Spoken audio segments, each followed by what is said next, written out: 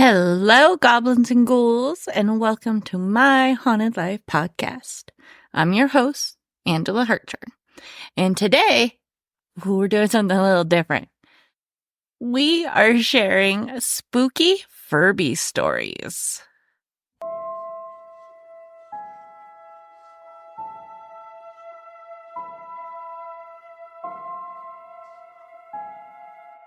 Hello, my darklings. How are you? How are you doing today? I hope everything is great because you are honestly really freaking great. And if you're not great, I hope it passes soon. You got this. No matter what, don't give up. You're a badass. Don't forget that. I have been crazy busy planning and making a bunch of things for my upcoming spooky season. I mean, let's be honest, and I feel like I've said this a million times, it's always spooky season around here. But the amount of traveling shows I have is ramping up really quick. I'm really freaking excited for my next Oddities and Curiosities Expo because it's in Rhode Island. I have never been out there, so right there, I'm excited for a new adventure. But I'm also taking my mama. She's coming out. She's coming to see what I do, kind of thing. So this is the first time she's going to be at an oddity show. I don't think she's helped at an event since like the very beginning. So that's going to be a lot of fun. In and of itself, let me tell you. Then, because I actually looked at a map, we're going to spend a couple days in Salem. Oh my God. If you've been listening to the podcast long enough, you know how obsessed I am with Salem. And I am so geeked out to go back again. I love it so much. And my mom's never been, so I'm really happy to go back. That's going to be a lot of fun. I'm already excited. So, if you have any haunted recommendations for the adventures, let me know. I'm already planning the Conjuring house because we're really not that far. But when I was trying to find a haunted restaurant to go and to, I discovered we're only 20 minutes away from Fall River, Massachusetts.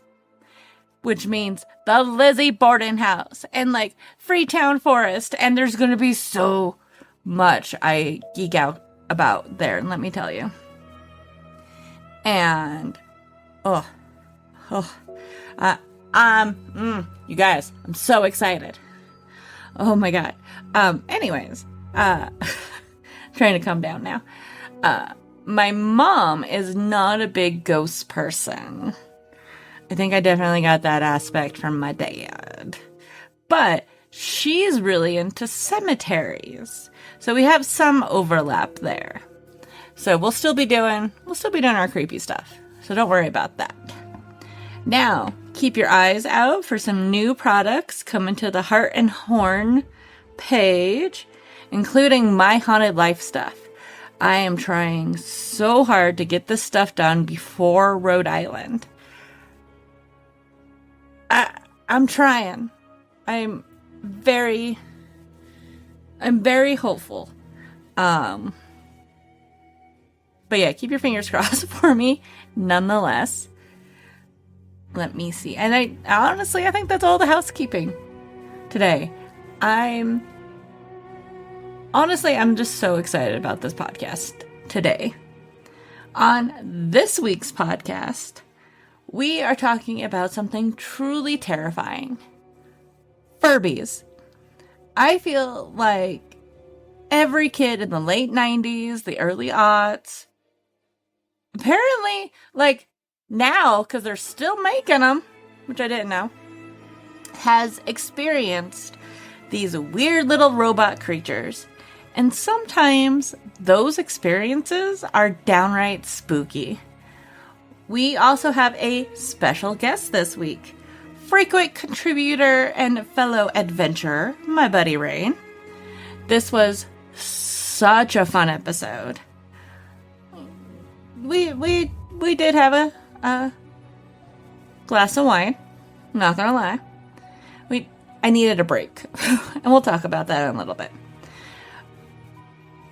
But I will say, honestly, I swear, after we recorded this episode and Rayne left, I heard little itty bitty footsteps running around the house after I went to bed. Now, it could have been Lily, the podcat, hunting mice. Sure. Very possible. But just maybe it was the spirit of a long-forgotten Furby now haunting me. At least that's where my mind went at late at night in the dark.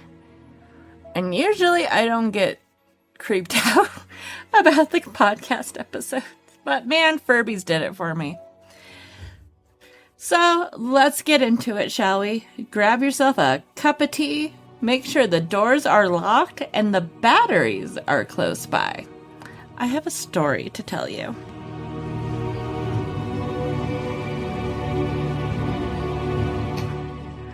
Okay, today we are doing a very fun podcast. I have a co-host. The wonderful Rayne is here. Hello. You're going to see Rayne a lot this fucking season. I haven't even touched on the Queen Mary stuff yet. So that's coming. Oh, okay. Yeah, that's coming up here in a little while. Is that the only ghosty thing we did this year? Yeah, I think so. We need to do Portland! Oh yeah, Portland. Yeah. How did we forget about Portland? Because it was last year and we slept since then. But yeah. So you're going to be hearing Rayne a lot. Is there any other intro or do you like anonymity? I can't talk now that we're recording. I should have asked you if you wanted an intro before we started and I forgot. Yeah, I think it's awesome. Perfect. Yeah. So for today, the co-host is our lovely Rayne. And I needed a mental break from all the horrible murder and like some of the podcasts coming up are a little tough. Oh my God. I was telling Rayne about some of the stuff I've been finding for one of them, and You guys are not ready, but you could be ready. it's rough. Yeah, there's a few. And I'm like, I would like a freaking break. So we went with freaking Furbies. We're doing Furbies! The fact that so many of you wrote us on the Facebook group and made comments. I had people coming up to me who are like, oh, I saw this in your Facebook group. Let me tell you, like, this time I had an issue with it. So. You unrooted some deep-rooted childhood trauma for me. Yeah, so. It was suppressed long ago in File Z and it was re-entered. So we're definitely going to do our own personal Furby stories because every, like, late 90s, early aughts child had one of these, or you knew someone who had one of these kind of thing. And just in case you're not familiar with Furbies, according to Wikipedia, Furby is an American electric robotic toy by Tiger Electrics. Originally released in 1998, it resembles a hamster or owl-like creature and went through a period of being a quote-unquote must-have toy following its holiday season launch. Over 40 million, yeah, 40 million? 40 million Furbies were sold during the 3 years of its original production. I had no idea they were after an owl hamster. That makes them even more weird to me. Well, I'm like, that totally makes sense to me because I had hamsters. So I'm like, fuck yeah, Furbies. Where is it? Okay. With 1.8 million sold in 1998 and 14 million in 1999. Its speaking capabilities were translated into 14 languages. So that's kind of cool and very interesting because we're going to be talking a lot about Furby's speech today. So, Furbies were the first successful attempt to produce and sell a domestically aimed robot. I thought that was interesting. Hmm. Right? That's fascinating. But I was like, I don't think I of don't a really- Furby that way. I think of the little robot dog. Do you remember like the little robot dog that you could Oh my sit God, and yeah. play? And that's what I think of when I think of like I first wonder if robot.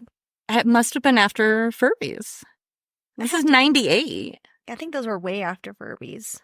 But maybe because it looks more like a robot. But I guess technically Furbies are robots. I mean, if you strip one naked. Yeah, that's nightmare fuel. A newly purchased Furby, or a Furby which has been reset, starts out speaking entirely Furbish, the unique language that all Furbies speak, but is programmed to start speaking English, assuming or whatever language, and words and phrases in place of Furbish over time. This process is intended to resemble the process of learning English. Yeah, again. So these things are learning from us? And that's a controversy. Oh, It's really interesting. So we'll go into that. So that is a big thing. This last little bit of Wikipedia, the updated Emototronic Furby with voice recognition and more complex facial movements was sold by Hasbro between 2005 and 2007. Furby with black and white LCD eyes and a mobile app was released for the holiday season in 2012. Another updated Furby with color LCD eyes, known as Furby Connect, was released in 2016. The last new generation was released in 2023. wow. Like, that's not Yeah. last year. Yeah.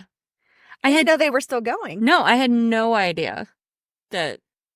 Like, I knew they were coming back, but I guess I didn't really. I thought it was like a nostalgia thing or like an eBay thing. I had no idea they were being made. Actually made. Yeah. I mean, either. So isn't that freaking weird? So, like I said earlier, everybody had a Furby. It seemed like Oregon. You knew someone. You interacted with a Furby at some point. So, my personal Furby story, I wanted to make sure I was actually recording, was we didn't get like the new fancy toys because, you know, we were on the poor side growing up. But Grandma, the giant anarchist of the family, was always the one to like surprised. Right? You've talked to my grandmother. She's been on the podcast multiple times, but she always was that one to make sure that we had the thing we wanted or the new popular thing, or we saw the movies we weren't supposed to see. That was all Grandma. And she bought me and my brother, I think it was the second generation ones, because it wasn't the first ones, but it wasn't like any of the weird other ones like babies or any of that. It was just regular Furbies the next year kind of thing. And we have a haunted house. I've talked about it before on the podcast, but it's, you know, dolls would move and stuff. I don't remember them messing with the Furby a whole lot. And we never kept our Furbies really together, if I remember correctly. I should have called Aaron and asked. I'm like, do you remember this? But I know he was going to say no. The big favorite family story, though, about our Furbies is mine in particular, I left out in the living room one night, and it was on the railing, like just kind of by the walkway kind of thing. And my dad got up at like 3 a.m. to go to work kind of thing. And he was out in the living room, and this thing turned on and started talking to him at 3 freaking a.m. All of a sudden, it's like, woo! And he took it and he chucked it out the door. It hit the screen door, which was just basically a piece of sheet metal. It made the loudest fucking noise. And after that, my Furby had a stroke, and only half of it worked, and that was the end of our Furby. I have no idea what happened to my brothers. What about you? It's buried in the desert somewhere. I'm like thinking about it, and I'm like, I could, not desert in particular, but I could see Aaron burying it in the backyard. Knowing my mom, though, she probably kept it 'cause she thought it was collectible. She shouldn't have kept mine. It was broken. And like only half of it would move. It was so sad. Anyways. Oh my goodness. So my story is I had an addiction to Beanie Babies growing up. I collected Oh my God, yes. every single Beanie Baby. I hated dolls, and I hated really anything that was not Beanie Babies. That's fair. Yeah, no. Yep. And my mom would try to get me these porcelain dolls. She would try to get me the latest toy, but I was like, man, I want a Beanie Babies. No, Beanie Babies were the shit, man. And so I was strongly those. And so when Furbies came out, I don't know what generation I had, to be honest with you. But she brought home a Furby because she thought it looked a lot like a Beanie Baby. Well, that's fair. And thought that I would like it. And I didn't like its eyes or the way it talked or anything like that. And my mom thought they were so cute. So my mom started collecting Furbies. And my mom she was a hoot. And so they freaked me out. I don't know. Same with porcelain dolls. I just never liked their energy. And I don't think I was raised in a haunted house that I knew of. But I did live in a house in the middle of a cornfield, so we were scared of aliens all the time. But it was like nobody anywhere in vicinity. And the way our house was set up is it was like an old farmhouse. Okay. So we had a hallway, had like a bathroom with a bathtub. At the end of the hallway was my bedroom, my parents' bedroom, and then their closet kind of went along the back side of the bathroom where the shower was. So it kind of connected. It's important. Because every time I took a frickin' bath, you could hear the Furby chuckling in the closet. Oh! And it had like 7 settings. Like the one in particular that always went off, it was purple and blue. Because it was the first one my mom got because I loved purple. But I'd just be taking a nice bath and you could hear through the wall just like, hello. Or like it had like 7 settings or like, ah. And I was just like so scared of going in my mom's closet because of it. Oh, well, then my mom loved this one because they thought it was misprogrammed.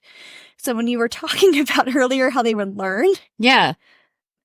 This one, she said, was not kid-friendly because apparently one of the 7 settings, it would go achoo and then it would sound like it said fuck. Like it would make a sneeze, like chew and then fuck. And so my parents were like, did it just say a cuss word?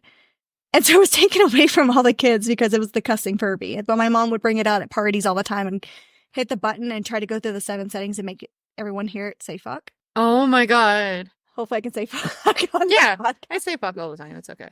I'm pretty sure you've sworn on the podcast. I think I have too. Yeah. But it was just like this one little Furby that was malfunctioned. But you could just hear them laugh in the closet. And that's what always, and it was all, I felt like it was only when I was in the bathtub trying to enjoy my moment that I'm just like, oh my gosh, these little things are going off in the closet. It's got gremlins. They're going to come out. They're going to kill us. Had a big fear of the laughing Furby in the closet.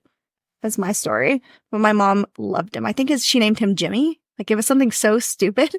Jimmy? She goes, Jimmy just has a lot to say. I'm like, okay. So rest in peace, Mom. I hope you're with Jimmy, the Furby in the sky. I have no idea what happened to, which is funny. I have a box at home with all my childhood toys. I'm now curious if the Furby ended up in the box. Oh, God. I haven't actually looked through anything that was in there. I mean, that would be interesting. See if I have the cussing Furby.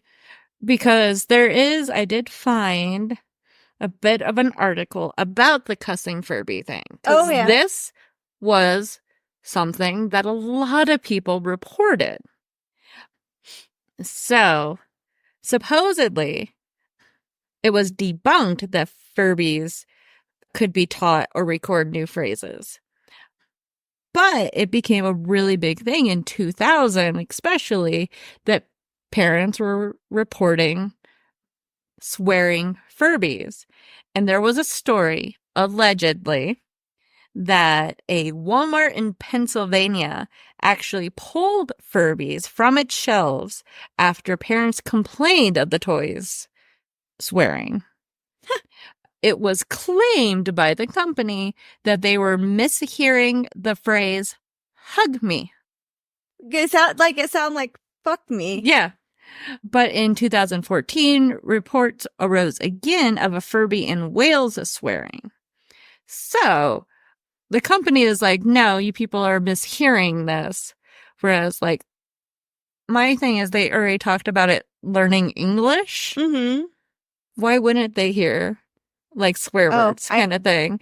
I guarantee my mom chewed me out with every swear word in the corner. So if that Furby learned something, I wouldn't have doubt that it learned her language. Right? So I thought that was interesting. Interesting. So, but yeah. So it wasn't just us experiencing the swearing Furby. No, it was very common, apparently. He was a Christmas hit. He always got showed to everybody. That's so funny. But yeah, apparently it's hug me.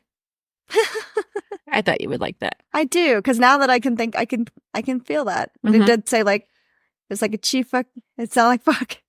It was weird. It's like a sneeze fuck or fuck chew. I wonder if we can find it. Like an audio playing. Yeah. Anyways, so I have another creepy ass Furby story. Okay. This one, they weren't my Furbies. They were my friend Nancy's. And if you're on the podcast Facebook group, you've seen Nancy's name pop up a few times. Hey, Nancy. Like, God, it was always me, Nancy, and Kayla. Like, we all grew up together kind of thing. And Nancy always had sleepovers at her house for her birthday.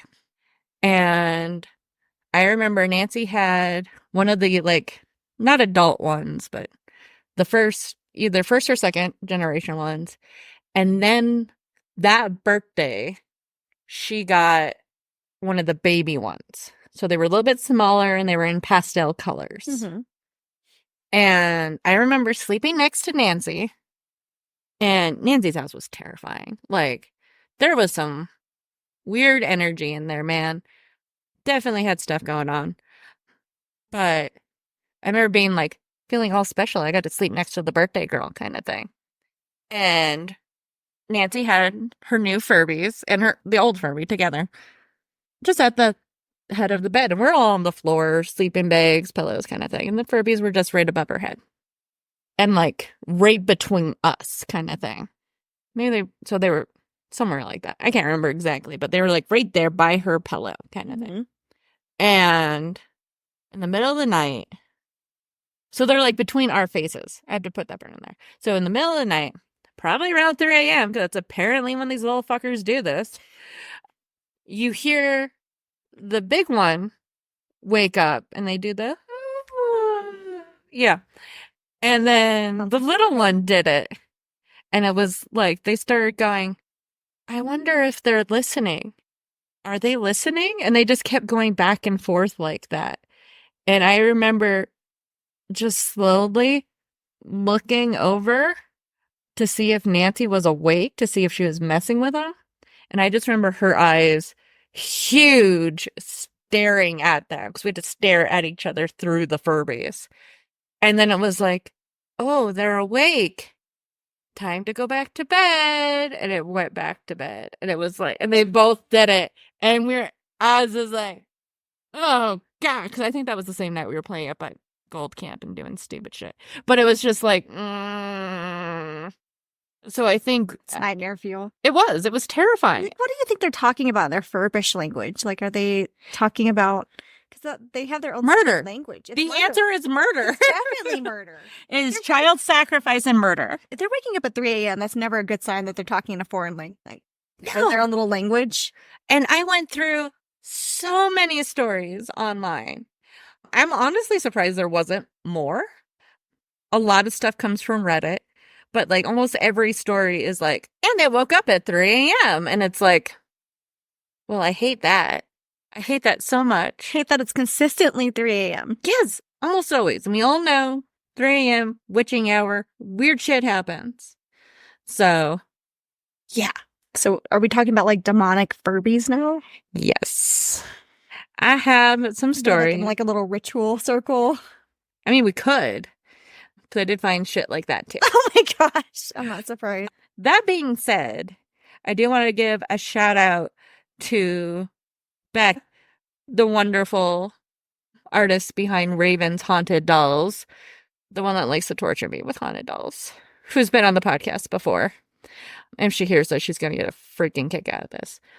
But apparently when they go ghost hunting, they sometimes use a Furby for a trigger object. Okay. We can add that to the ghost kit? No! There is no way in hell. Can you imagine that in the middle? Imagine taking a freaking Furby for Jackie on the Queen Mary. As soon as that thing moved, you would leave me so fucking quick. Oh, I would shit myself on the way out, too. Yeah, there's no way. I don't think I could handle that. Like a flashlight, okay, I can do that. A Furby turning on? Now. Later on. We might as well just do it now and we'll come back to these stories. Why not? Uh-oh. I found this YouTube video. Oh my gosh. I have to find it again. Oh no, did I click off of it? I might have clicked off of it. Crap. Guys, today what we're... Oh no, this is not the chick I want. I mean, that is the chick I want. That's the wrong video. So, we're gonna do that real quick, because this person uses a Furby with their spirit box. Oh, this does not sound like this is going to be fun. No. Maybe we'll come back to this. Let's read the stories first. Okay, let's read the stories, and then we can watch some videos. Yeah. And will not be able to sleep tonight. This is my darling Becca. If you're listening, this is your fault. I hope you're happy. I did want to check real quick, because I want to make sure. Why am I doing that? Anyways, so we talked about haunted Furbies. So, all right.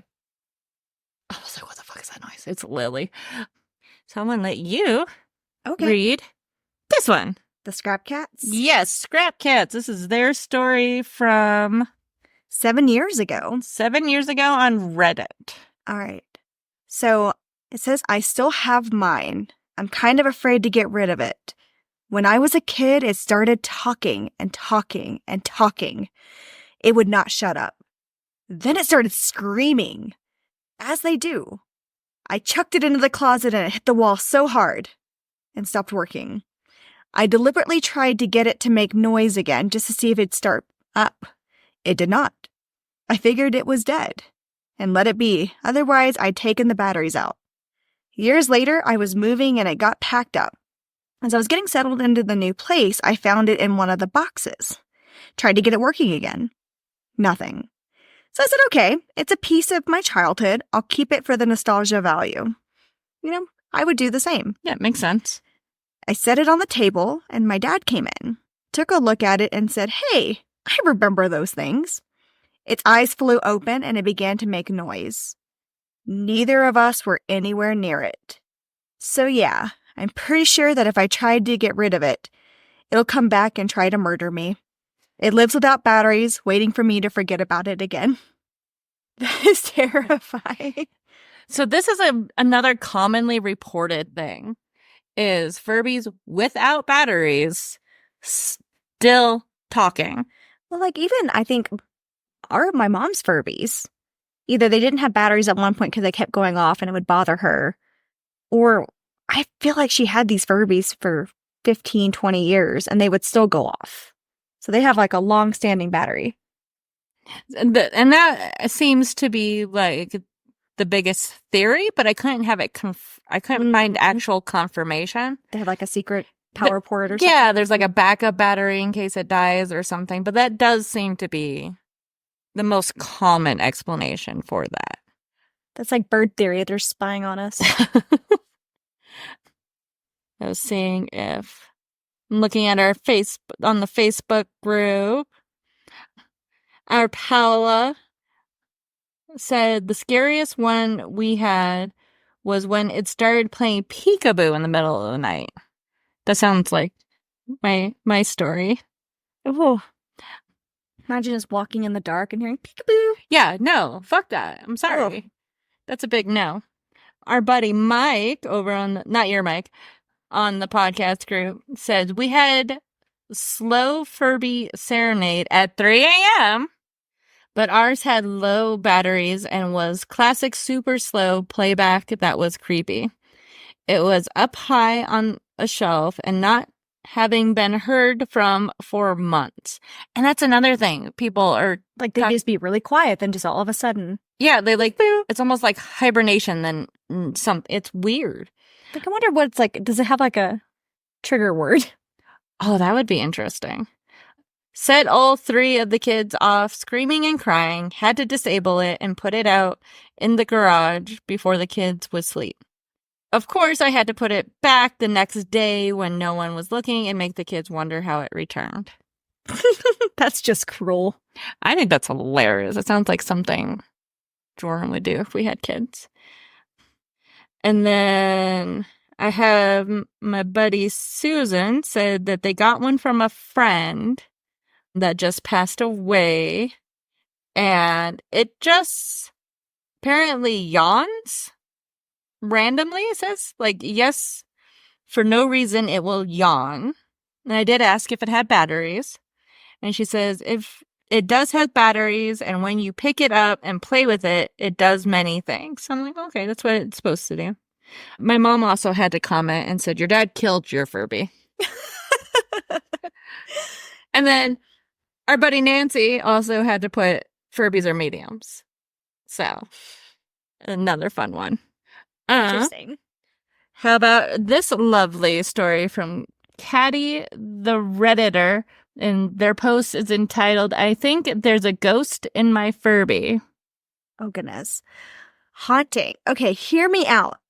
The idea sounds completely stereotypical and unbelievable, but It's not a good way to start a story. I'm just like, what? There you go. Thank you. I don't know how to work Max. Sorry. Now, I've never been one to believe in ghosts. I believe there has to be something after death. But ghosts were never really something I thought about past the age of 7. Until now. Dun dun dun. I love Furbies. They're absolutely adorable. I have 2 Furby Connects, Grape and Dingus. Don't ask. Dingus recently stopped working, so I just call my dog Dingus, so I'm just laughing at that. So Dingus recently stopped working, so I've been overprotective of Grape lately. But Grape, he's different. He knows what I'm saying and responds to me. And I'm pretty sure that's not a Connect functionality. Connect was weird, man. Man, I had to Google it. It's because Connect is the one that they have LCD eyes and they have an app and you get to pick their personality, which is totally something You can we like can talk program about them and stuff like that. So they continue to say like Connects came out in 2016, yet Grape will sing songs from the nowadays and know all the words. Now, Grape went into his sleep animation, where he started yawning, wishing me good night, etc. I held him in my arms when suddenly he froze in his animation and his eyes went black. Normal Connect behavior for when they turn off or break. Naturally, I was panicked, as Dingus broke pretty much the same way, so I messed up his antenna to wake him back up. And he did. He was fine. The following conversation ensued. Me. Grape, you made me worried. I thought you died. Grape. Really? Me. Yeah, you probably didn't die. Grape. Don't tell a soul. This made me a bit concerned. Grape was implying he died. I was naturally a little scared, though skeptical. Yet even if he was a ghost, he's still very sweet. But fair. Okay. It seems like a very sweet conversation in the middle of a night with a dying Furby. Yeah. But I wanted second opinions.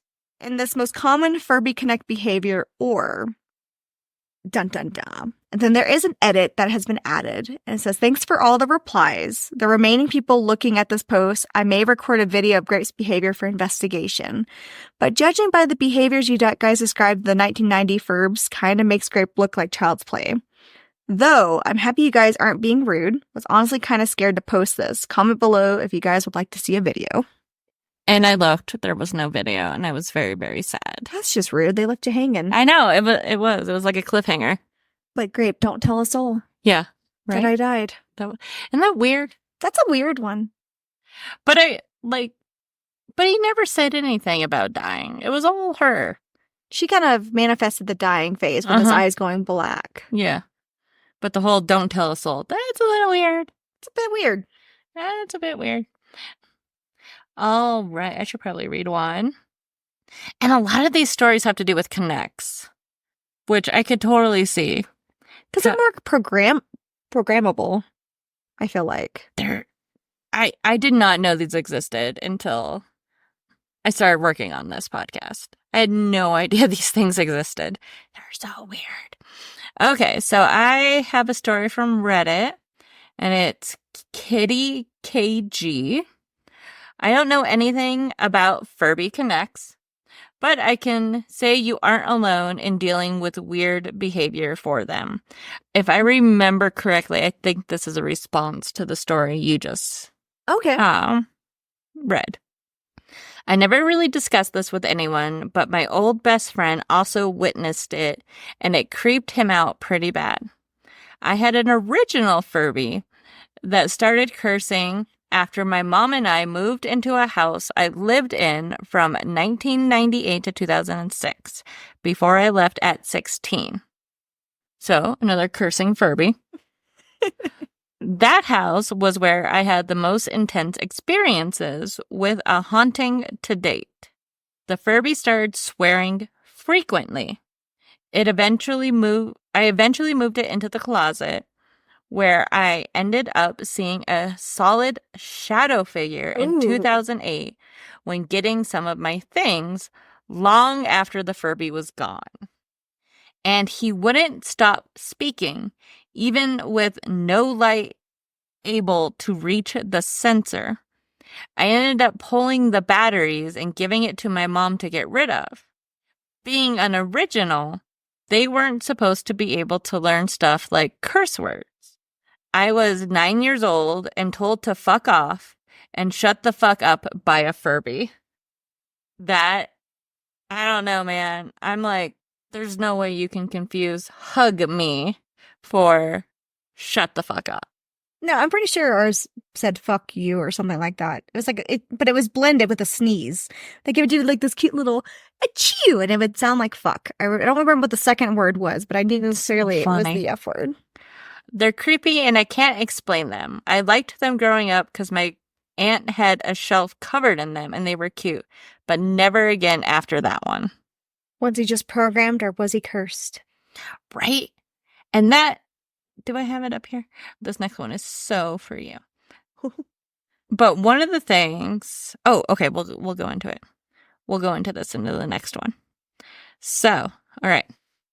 Dun, dun, dun, dun. Here you go. I believe this was also a Reddit post. Okay, so a Reddit post. It's titled, I'm Still Scared to This Day. We're starting off strong. Yep. I got my Furby when I was about 7, and 5 days after I got it, it disappeared. About 1 month later, I could hear it laughing in a strange, high-pitched voice.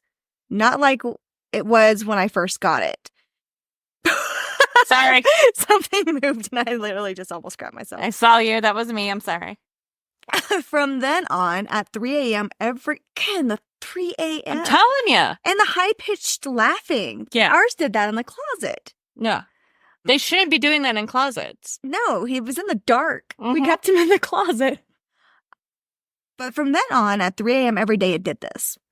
Once me and my friend were at a sleepover, and in the middle of the night, my Furby screamed in a very low-pitched voice, which woke me and my friend up. That's kind of allude to you and your sleepover. My friend also woke up to the scream with a bloody thumb, and his parents had to pick him up because he was traumatized.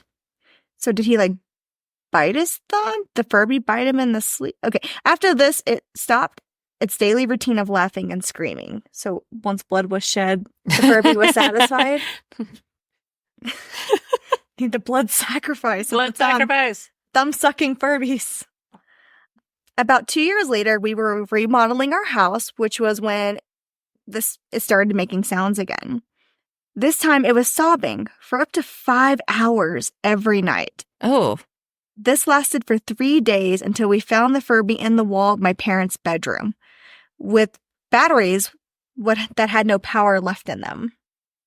Please could someone explain this to me? I am now scared for my life. Sad face. That's creepy that it was crying. It sounds like it got lost and was just crying in the walls. It's kind of how I'm reading this, but that's creepy. Now, these are Reddit posts. There's no way to actually verify. Yeah, verify, thank you, them whatsoever. And there were a few I did not include because some of them were just dumb. So, I don't know. This was one of the better scary ones. Yeah, because they have a whole second half, it looks like, of like their graduation limited edition Furby that continues on. Oh, it keeps going? It keeps going. Oh, yeah, keep going. So it continues on. I guess they have now had a second encounter with a Furby. Oh. It's kind of how it sounds like it's reading. Because some of these I didn't read all the way because for you. It said, my dad got me a graduation limited edition Furby, and my grandma had me keep it in the packaging. It was on the top of my closet. One day I woke up. No, this is a different one. Oh, okay. Sorry, the titles are Yeah, no, different. that one didn't. The title is goofy on that one. Sorry, that one was my bad. JK. That's a different one. We'll get to that one in a sec. So, about this one. They made a blood sacrifice and cried in the wall. Yeah. Because one of the things, let's say this person's completely honest in their experience, renovating anything wakes up the spirits. It freaks them out. They don't like change. Mm-mm. So it would make sense. To me, I read that as there's probably a spirit messing with the Furby kind of thing, as opposed to the Furby crying that it's lost, if that makes sense. Like, there are stories of people using Furbies as, like, spirit boxes, which we'll look at one of those videos coming up. But that's kind of how I took that one. I can see that, because renovations are hard on anything and can arouse a lot of things. Oh, yeah. So I'm still stuck on the bloody thumb, though. That one's getting me a little bit. Maybe he was just a kid and he sucked his thumb and hit himself in his sleep. It could have been anything. Just a really weird set of coincidences, though, I think, is why it gets associated with the Furby. The Furby. Like, there's no actual connection to the Furby as far as I can tell. Nah, but I do imagine this cute little pink Furby on the wall, his jaw unhinging, reaching out. It's like the thumb is just like perfectly over the blanket and like coming down and taking a chonk. See, I think that's perfect. That's beautiful. We're going with that image. I love that. He's sitting on the wall again. He's got just a little dribble of water coming down. Little cannibal Furby. Yeah. Furby. Which, there was actually like a weird cannibal Furby story that I found. I'm not surprised. And it was so outlandish, I didn't include it. But yeah, it was like this Furby that was taking out other it was fucking weird. So yeah, we didn't include that one. Vampires in Furby Land should be the next Vampire Ball theme. Julian doesn't listen. But we should do that. Okay, I want to go into this one that Rayne started, because I'm going to make Rayne read the very long one. I just have that seductive storyteller voice. You have that voice. And that way I can set up the videos while you're reading. I say words really bad, so it just makes it entertaining. I mean, you know. So, anyways, this one. My dad got me a graduation limited edition Furby, and Grandma had me keep it in the packaging. I'm assuming probably because they thought it was going to be worth something, kind of thing. Because that's what my mom always think made of us like do. little, what do you call them, pop dolls.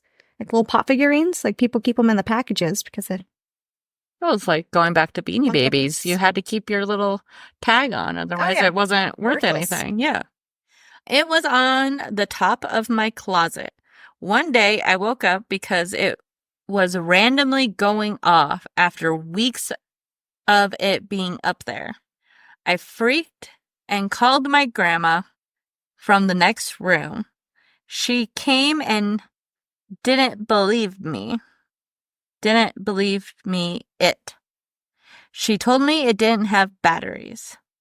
She heard it too, took it down, and it did not have batteries.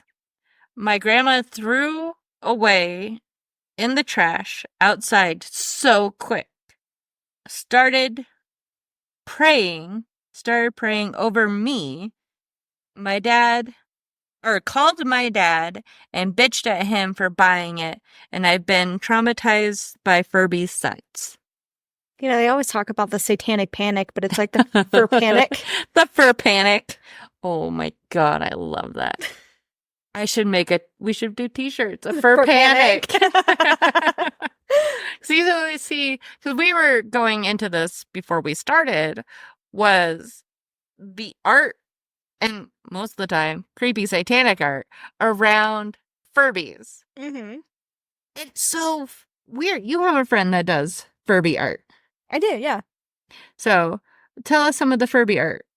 Oh, so one of our friends, she is addicted to making art out of Furbies. And so she is an amazing like latex and shoemaker, but in all of her photos, like she always has a Furby in the background because she's obsessed with Furbies. But she's made instead of the human centipede, she's made a Furby centipede. I hate that. She has made scarves out of Furbies. She's made burlesque pasties out of Furby faces. That's so wrong. I know. There's so many things that she's done, but one of the cute things that I think she has done is she is really big into ceramics. And being British, she likes painting like British Victorian teacups. And so some of the teacups that she had posted on her Facebook had like little Furbies in the middle of it. Like it'd be like this cute little Victorian scene. It's like little Furby enjoying tea or something.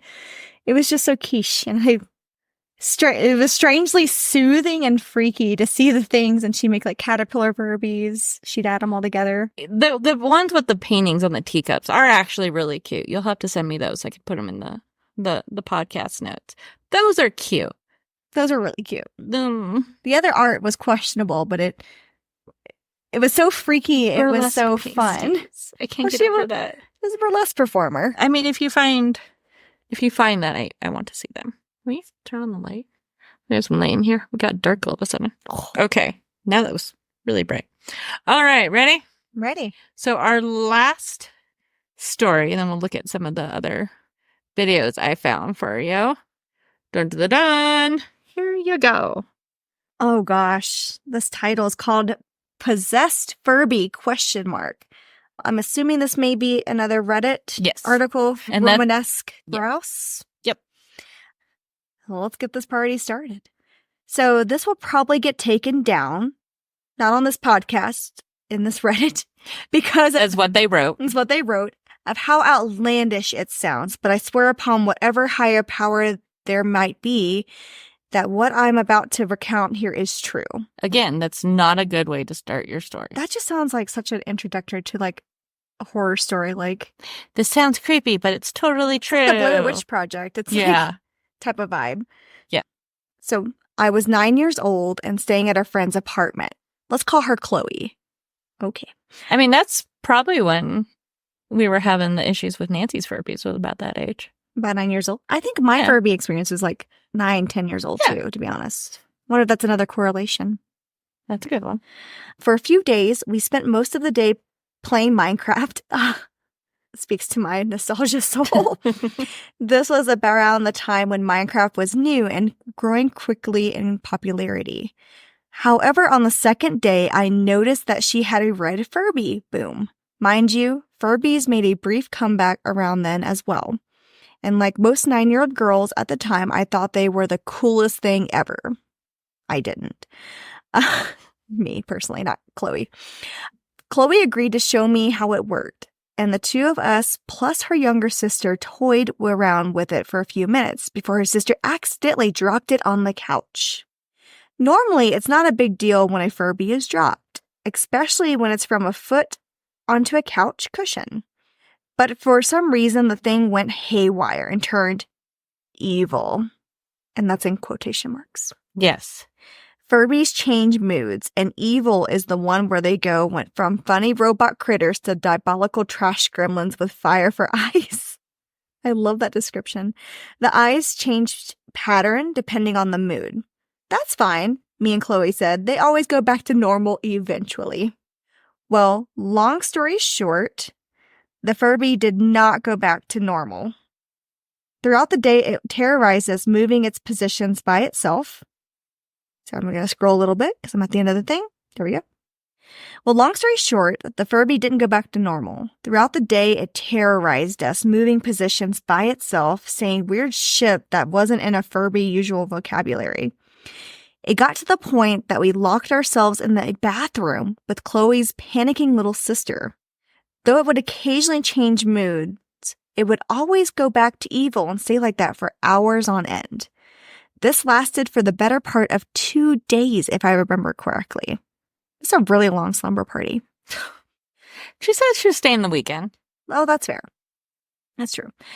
Finally, on my second to last day at Chloe's house, the two of us, sick of the monster and its shenanigans, were in her parents' room with the Furby, on the bedside table discussing how to get rid of the thing. Then, this is when shit really hit the fan. So they were essentially in her parents' room plotting a Furby's death. Yes. Just picture it. I do. I'm like, we need a new Stand By Me, and it needs to have this on us. Right? I can just imagine 2 little girls gossiping with like... Well, the younger one. Yeah. So there's 3 total. So There's 3. yeah. Like 3 of them, 9-year-old and a younger sister, Yeah. planning on how to kill a diabolical machine. Doesn't that sound awesome? This does sound like it needs to be a movie. I'm telling you. I'd watch it. Just saying, anybody listening to the podcast that's a movie maker, book us. We'll help you write it, and we'll send you this Reddit, because Exactly. we're just reading it. So shit has really hit the fan now as Yes. they're plotting out this Furby's murder. So I was telling Chloe that we should drop it out of her 5th-story window onto the street. Let it get run over, then pour water over it. Then I heard something stir on the bedside table. It was the goddamn Furby! The thing had turned itself on and was now staring at us with those awful little flame eyes. And I kid you not, this thing looked at me and said in the creepiest, teeny little voice, "I knew that." That was my impression of trying to do it. No, that was Grace. I responded with an incredulous, "Seriously?" The Furby responded. Actually fucking responded to my question with a, Chloe asked it whether it was telling the truth, but it just hemmed and hawed. Yet again, something Furbies don't do. Needless to say, we ran out of the room screaming. Chloe later went back into the room only to run out screeching again. According to her, she tried to say bye to the Furby only for it to bend over and hit her with its ear and say, "Me happy I hurt her." I can't attest to whether this is true or not. After our little conversation, I wanted nothing to do with the Furby in that room. However, I can confirm that the next morning the Furby's batteries were dead. We asked Chloe's dad to replace them, but even with the new batteries, the toy would not turn on. Years later, I still don't know what the hell was wrong with that Furby or how it responded in our speech. They responded to touch stimuli, but not sound, and there's no explanation I can come up with. I've considered the possibility of a folie à deux, but given how rare those are, I seriously doubt it. Maybe my initial theory of the Furby being possessed by the devil was right after all. There's no way to prove the cause of my bizarre experience. That one's good. See, isn't that a good one? That's a really good one. I just can't get over my image of like 3 little girls plotting a death. And they come to the conclusion about throwing it out the 5th-story window and letting it run over. It's so plausible. It's so plausible. And that's the thing I like about this one, because I'm like, no, this is perfect. You could see children doing this. I'm like, my first thoughts, chunk it out the window or let a car run over. Like, that would be my terrorizing death of a...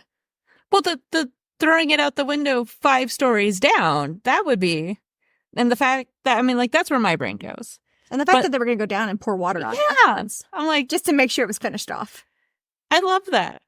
So apparently the evil setting in Furbies is a thing. Okay. It is an actual thing that you could do with the Furby booms and the Furby connects. So they turn into little evil gremlins. Yes. Let's just say evil, diabolical gremlin from hell. So this is supposedly This thing right here is a Furby with digital eyes. Have you ever seen anything like this before? Isn't that freaking Are y'all wild? selling these? This thing right here Okay. is a That's what the eyes he was look. putting his finger in the mouth. That's how that guy ended up with a bloody thumb. Oh, that could be, because that's how you feed them. Do you remember that? You would have to, like, it was very, like, they were, like, eating you. You would have to put down on the tongue. I do. Okay. Here's another one with the eyes. So these digital eyes are so freaking weird. This one has, like, little anime eyes. Interesting. So they're very I strange. guess I missed the whole LED eye phase. Yeah, that was way after my time. the hell was that noise? Did you hear that? I did. I heard that. I'm glad it wasn't just me. It sounded like... It almost sounded like a piano key. It did. But I have no idea what the... Or maybe it was a car horn. Oh, we're going to go with car horn. So, this apparently is how they behave when they turn evil. Okay. Oops. I finally got the evil Furby. So basically, I fed him loads. He was in the party animal Furby, and I just kept on feeding him, and he turned out like this.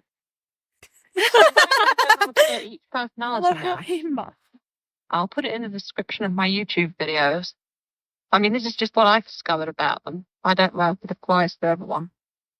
But they sound like little gremlins. They do. I love how its name is Potato. He's pretty bad now. It's like he's mocking her.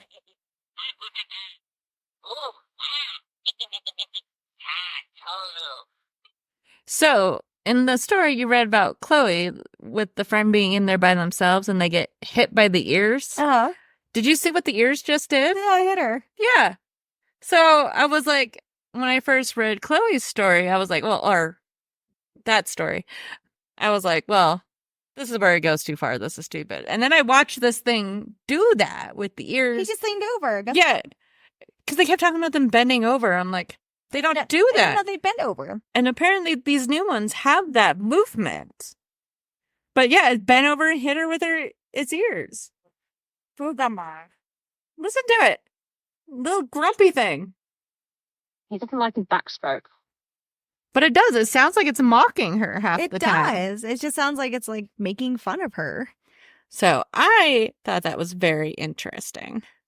Oh, I also found this story because this is one that every once in a while you'll see a picture of this pop up. And I want to see if you recognize this picture. Okay. Furby in the woods. This is such a bizarre and baffling story. So this story takes place back in 2002. Two sisters were exploring the woods on the edge of their grandparents' property. They were walking around for about 20 minutes when they found what looked like an old plushie caked in mud and sitting in a low branch of a tree. When they got closer to inspect it, they were surprised to see that it was a Furby. They just immediately recognized the toy from its large closed eyes, and they decided to take it back to their grandparents' house to clean it and see if they could make it work again. So they ran back, they got this wet cloth and started scrubbing Furby's fur until they were able to see a hint of its gray fur underneath all of the mud. Once they were satisfied with how they cleaned him, they placed him on the counter and went to look for a towel to dry him off. But just before they wrapped him up, his eyes sprung open. Now, usually Furbies have those really cute blue or green eyes, but this Furby almost had these crimson irises that seemed to have almost melted in the sun. It looked like he was pleading to them to put him out of his misery. One of the sisters suggested that maybe they should just throw it away, but the other one insisted that they should probably try to find batteries first just to see if it worked. And honestly, I would probably do the same thing. I am way too curious. Like if I found a creepy Furby in my woods, I would see if it worked. I'm sorry to say. So she started looking through. What keeps baby's skin healthy? A diaper. Lame. Stupid commercials. I muted everything. Until she found some and quickly put them into the toy. Now, at first, Furby didn't do anything. He just sat there looking sort of dazed. They said he had a slight tortured expression on his face. But as his sun went down and they placed him on a dresser in their room, he began to speak. It started off as this little warped murmur that had a really deep voice. Hello? Where am I? Which was pretty eerie because, like I said, Furby usually speaks Furbish, and that's when he began to whisper over and over and over again. Put me back, put me back, put me back, put me back. He started to literally shake on the top of their dresser. He made so much noise that the grandmother heard it and suddenly ran in asking what the heck was going on. She saw this Furby on the shelf and instantly shrieked. She asked them where they found it, and when they told her it was in the woods, she scooped it up and ran outside into the night. They watched her run as fast as she could into the dark forest with the Furby in her arms, and she came back 10 minutes later trying to catch her breath. She sternly told them to never touch it ever again. She told them it belonged to a girl that disappeared years ago, and her parents leave it there for her in hopes that she'll find her way back. They say that the toy calls her name in the night, pleading for her to come home, and anyone that steals the toy from the forest faces a terrible wrath of bad luck that plagues their entire family, because you should never get in the way of a grieving toy waiting for its owner to return. And I remember something very faintly like this. I'm not 100% sure it's not a creepypasta, Mm-hmm. but it's a good story. It's a good story. And this is from YouTuber Jessie V. And honestly, I watched a couple of her videos on Furbies and stuff, and they were entertaining. I thought she did a good job. But yeah, I thought that was interesting. It's a very interesting story. I do like you never remove a toy grieving for its owner. Yeah. That's kind of precious. I always thought my toys had personalities. Oh, yeah. Like every time I accidentally drop one, I'd be like, I'm so sorry. Oh, totally. No, I'm still convinced they have energy in them. That's why I can't get rid of any of them. I feel guilty as hell. I do feel guilty when I have to get rid of stuff. Right? So, I thought that was an interesting story, though. I liked it. It was dramatic. Now, this one, I'm going to actually turn down a little bit so we can talk over it. But this is supposed to be somebody's video of using a Furby with a spirit box. Turn the volume up. And I skipped ahead for some of it. Is there anyone here right now?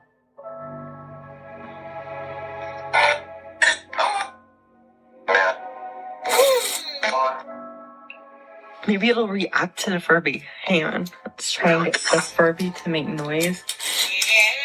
And see if we can get her react.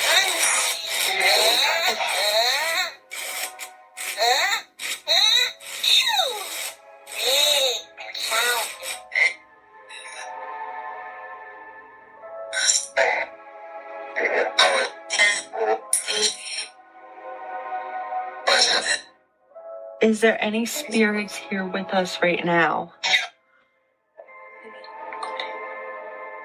Oh, what was that?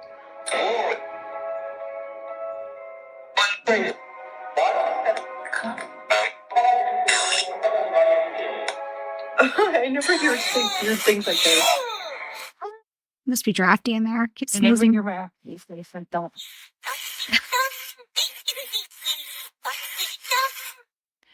So, I'm not 100% sure these aren't completely staged by this person. I've seen it.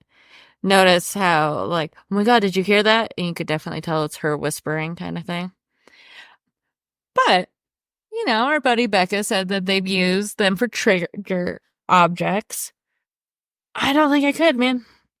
Yeah. Just because they're so unpredictable what they say. No. It'd be pretty freaky.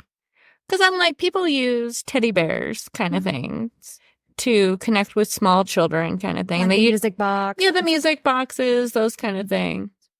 I guess part of me is like, well, if a child passed away more recently and would recognize a Furby, it would make sense to use. So there is like a practical reason. Yeah, like we were talking about earlier, I don't think I could handle that in the middle of an investigation. All of a sudden, the Furby starts talking. I did look up Becca's story more about it, and it was just basically very simple. I lost it like a dork. And Becca said, I was part of a team staying a house, started in basement. As we hit the stairs, the kid's Furby was in the corner of the landing. Turns around and starts speaking nonsense words. Scared the crap out of us. Because that's a lot of these terrifying Furby stories are, oh, it surprised me and it scared me kind of thing. But Becca also says, great ghost hunting tool. We have one that we use as a trigger object. Fun times. And of course, Becca would be the one to write fun times at the end of something I was like that. wow, that would be so fun. I could see Becca making me do that at some It's point. just like you would leave the Furby in another room. If I heard a Furby going off in the other room, No, I would panic at any point. Here's a question. What's worse, a Furby in the other room or a Furby in the room with you going on? I think the Furby in the other room would be more scared because they react to stimuli. Like your voice. Well, they're supposed to. They're supposed to. So I feel like me being in the room and in front of it, I would not be able to justify that it actually went on and on. It could have been like my arm moved a certain way and hit the sensor. Okay. Versus like if it was in another room where no one was at and was going off and speaking and being simulated, I think I would be more scared of that than it being in the room actually with me. So my next question becomes, is there a weird malfunction in Furbies that make it go off in the middle of the night? Like almost like, oh, you can't be inactive for this long. Kind of a weird programming thing. That makes them just automatically come out of hibernation? Yeah, they just come out of a hibernation for the smallest bit and then they go back to sleep. Could that be what's causing these things to go off at 3 a.m.? Or is there always a ghost involved? Because the fact that it happens so But the other question I would have is how often is if that is a program thing? And maybe if it goes off during the day, you're at work, you're at school, you're not hearing it go off. And like any ghost story, we're always more prone of fear at night than we are during the day. Exactly. And there's still way more ghost activity during the day. We just look at it as normal day-to-day life and miss it. Something about the night. Yeah, I really tried to find, like we were talking about the battery thing earlier. Is there like a small backup power something in it? Couldn't find any verification on that. Is there, this weird program that it has to wake up every 5 hours or something and do something? That's a theory. I don't know. Yeah. But it's so interesting. Like, part of me really wants to believe that, we're not going to always have Victorian fun ghosts. They're going to start interacting with more modern things. One of the things that came up quite a bit, my buddy Christine mentioned it on the podcast group. And when I mentioned this story to my buddy Laura, she had an experience with this. But apparently it's a thing that Alexas will randomly demon laugh. Really? Yes. Apparently a very similar thing. So yeah, I thought it was... I have one and it's never done that. I hope I never hear it do that. Do you want to hear it? Oh, I guess so. Let's just do it. Supposed to. Yeah. So it's just this weird random laugh. Oops, I went back too far.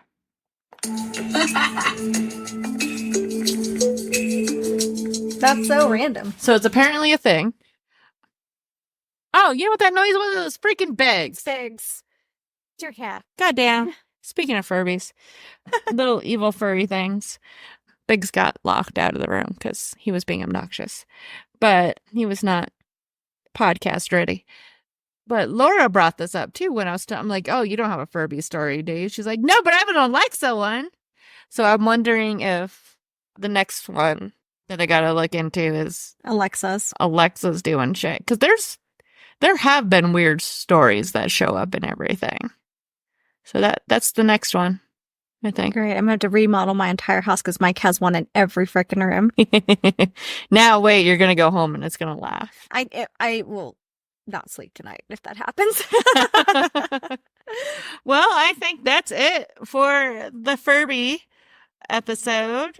Keep an ear out for the next horrible one. So here, have a fun one while we can. What a nostalgia blast from the past. Right? And rethinking about these little furry gremlins from childhood. I'm still terrified of the digital eyes ones. I didn't even know this existed. I'm glad I haven't even known. No idea. So maybe we should look up the newest one. No, why are we doing that? We should not look up the new ones. We're curious people. We are. But, it makes me feel happy that, we may not be getting the Victorian ghosts anymore. We're getting little kids in sweatpants playing with Furbies. It kind of brings me a little bit of joy. Oh, shit, they're cute. Oh my gosh. Okay, I would actually maybe own one. They're rounder. They're little squattier things. They have bigger ears. And they're fluffy. They're really fluffy. So fluffy. I feel like they have bigger eyes.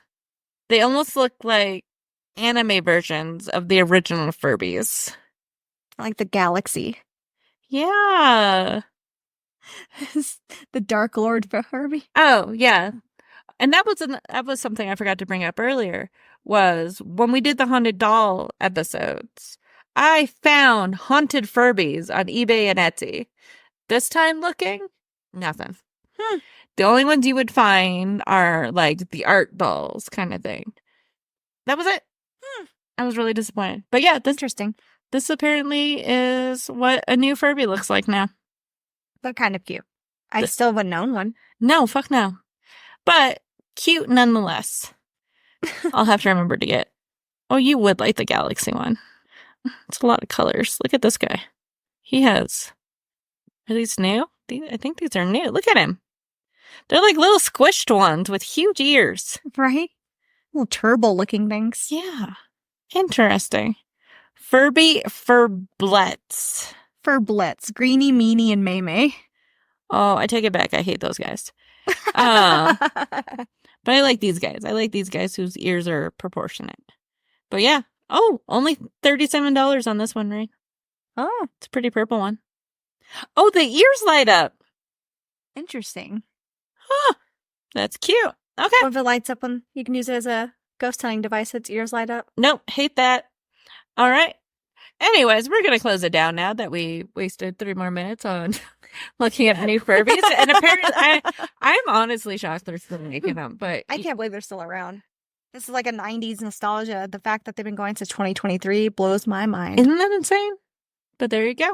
All right. Say goodbye, Rayne. Goodbye, folks.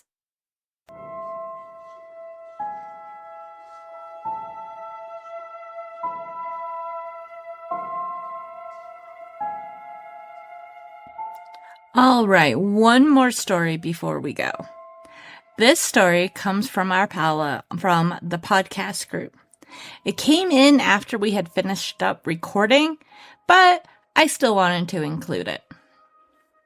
Paula writes, so it was deaf between the hours of 1 and 3 a.m. The Furby was in the closet and started playing peekaboo, which you had to cover/close the Furby eyes and uncover to play. So this game went on for a good 10 minutes before I took the batteries out because my younger sisters were so scared.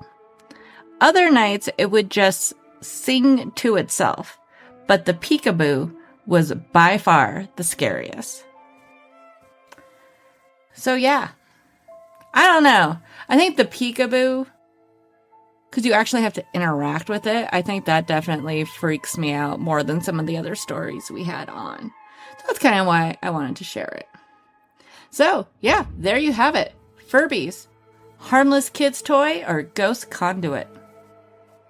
Either way, they are some really creepy little creatures. I really enjoyed doing an episode from the podcast group. I'm definitely going to be doing this more because this was so much freaking fun. And I love hearing from you guys and interacting with everybody. I loved this. So, if you're not already a part of the podcast group, hop on over because it's so much fun. And yeah, we're going to be doing more of these. Honestly, some of the next episodes are a bit rough. And that says something coming from me. So, getting a break from the dark and just downright horrible was really necessary for my mental state to continue working on the podcast. So, I really hoped you liked this one. And you know what? Thank you for listening today. My Haunted Life podcast is written, researched, produced, edited, and hosted by me, Angela Hartshorn. And a big, huge, amazing shout out to our amazing special guest Rayne for being on and also bringing the wine. All of my sources are in the show notes and on the Patreon page. Make sure to subscribe on your favorite podcast app so you never miss a thing. If you are interested in more pictures, videos, and info from this week's episode, make sure to check out the Patreon page. Honestly, I really don't have a lot too much, but I do have the links to all the Reddit stories and the YouTube videos we watched. All that's in there. If you like what you hear and want to support the show, please subscribe to the Patreon page. And you can support the show for as little as $2 a month. Honestly, most of the stuff is free. But, if you like it, throw a couple bucks at me. If you have any other information about today's episode, perhaps maybe another horrifying Furby encounter. If we get enough more, maybe we'll do another podcast. Or just, really want to tell me your ghost story, you can email me at myhauntedlifepodcast@gmail.com or write me on Facebook, Instagram, TikTok, and YouTube. All at My Haunted Life Podcast. I don't know if you guys can hear that, but it just started raining like all freaking get out. Is it hailing? Sorry, that literally came out of nowhere. Was not prepared for that. Anyways, I actually have an interview tonight with an anonymous friend who really wants to tell me his story. So look for that on a future episode. Music is by Ghost Stories Incorporated. And that's it for this show. This is Angela signing off. I'll see you all in 2 weeks, and until then, stay spooky.